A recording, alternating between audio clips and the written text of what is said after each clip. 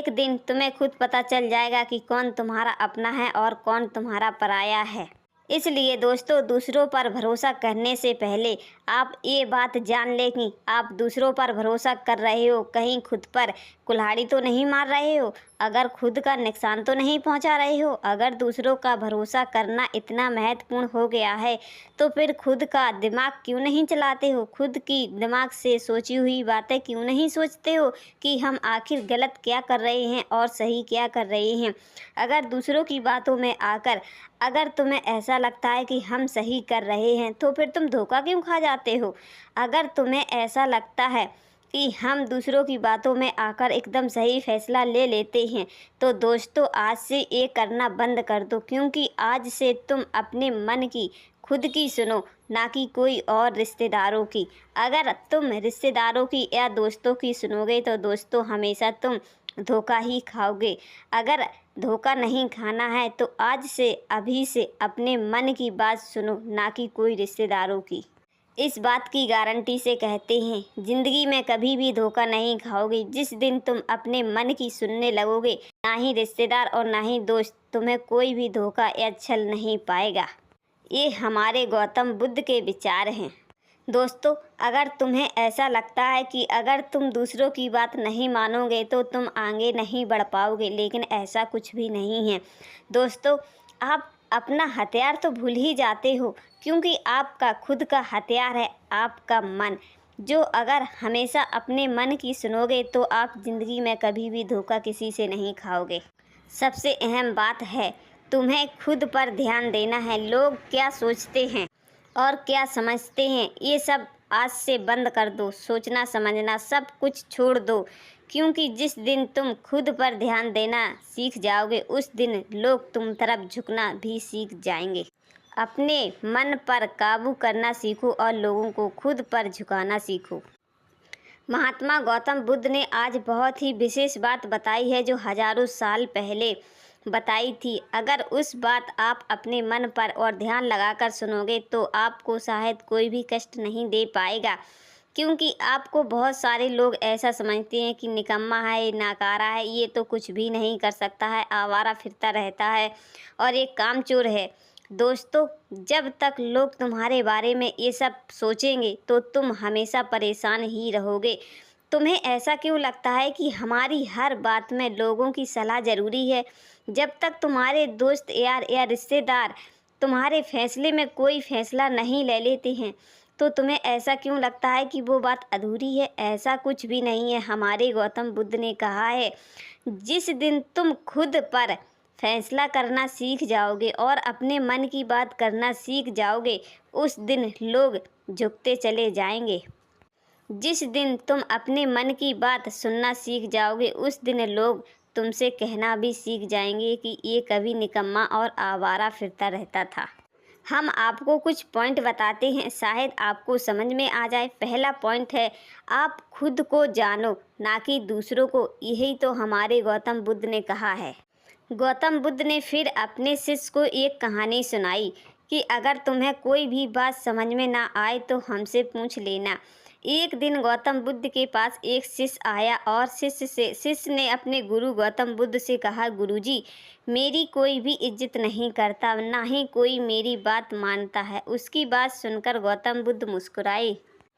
फिर गौतम बुद्ध ने उस शिष्य से बताया कि तुम अपने आप को खुद जानते हो कि तुम कौन हो, फिर तुम मुझसे और इस संसार से कैसे उम्मीद कर सकते हो कि तुम कौन हो और तुम्हारी कोई इज्जत नहीं करता। सबसे पहले तुम अपने मन को जानो, इसके बाद संसार तुम्हें जानेगा। यही हमारे जीवन का सबसे बड़ा भ्रम है कि लोग हमें इज्जत नहीं देते हैं और ना ही लोग हमारी कोई बात भी करते हैं और ना ही हमें कोई समझदार नहीं समझता, बल्कि हमें बेवकूफ़ समझता है। जब तुम खुद अपने आप को नहीं समझ पा रहे हो तो दूसरों से क्या उम्मीद करते हो?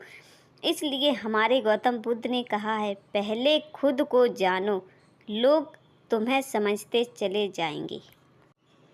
दोस्तों, आपको हमारा ये वीडियो कैसा लगा? अगर आपको हमारा ये वीडियो पसंद आया तो अगर आपका पास हमारे वीडियो पहली बार पहुंचा है तो प्लीज़ हमारे चैनल को लाइक और सब्सक्राइब करें और कमेंट करके हमें ज़रूर बताएं कि आपको ये गौतम बुद्ध की कहानी कैसी लगी। अगर आपको हमारी ये कहानी पसंद आई तो प्लीज़ हमारे चैनल को लाइक और सब्सक्राइब करें और कमेंट करके हमें ज़रूर बताएं कि आपको हमारी ये कहानी कैसी लगी। महात्मा गौतम बुद्ध के विचार।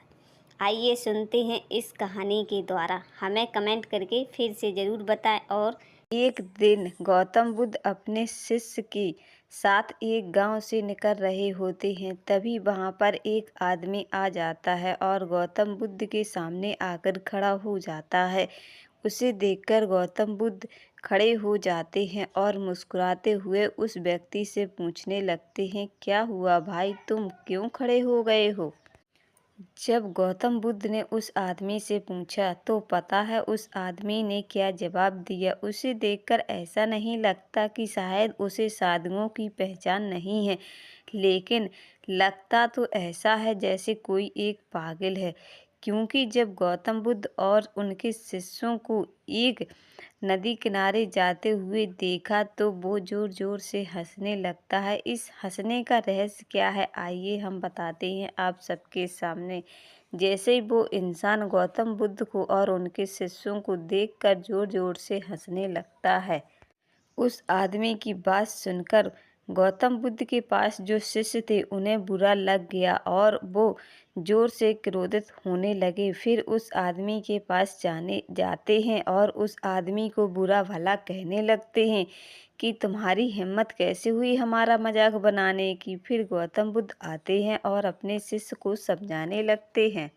इतना सुनने के बाद गौतम बुद्ध ने अपने शिष्य को कुछ न कहने से मना कर दिया। लेकिन जब उनके शिष्य महात्मा बुद्ध के करीब देखने लगते हैं, यानी उनकी तरफ देखने लगते हैं, तो गौतम बुद्ध कुछ नहीं कहते, बस थोड़ी सी मुस्कान लेकर अपने शिष्यों को शांत रहने के लिए कह देते हैं।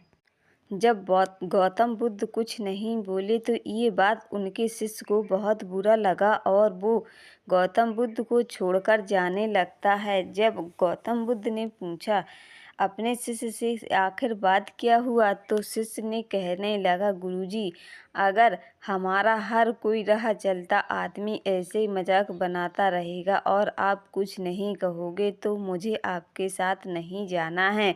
अपने शिष्य की बात सुनकर गौतम बुद्ध ने फिर उसकी बात का जवाब दिया और कहा, हमारी एक बात ध्यान से सुनो।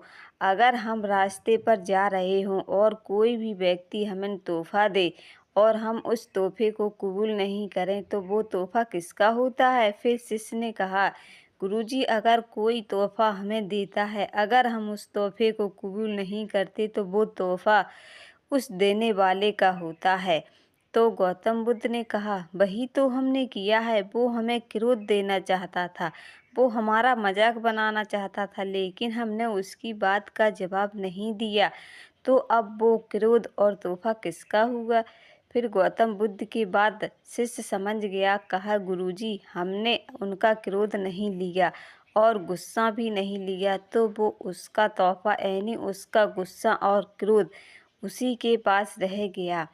फिर शिष्य अपने महात्मा बुद्ध से माफ़ी मांगने लगता है, गुरुजी, मुझे माफ़ कर दो, मैंने आपको समझने में बहुत बड़ी भूल कर दी है। मैं हमेशा आपके बताए हुए मार्गदर्शन पर चलूँगा।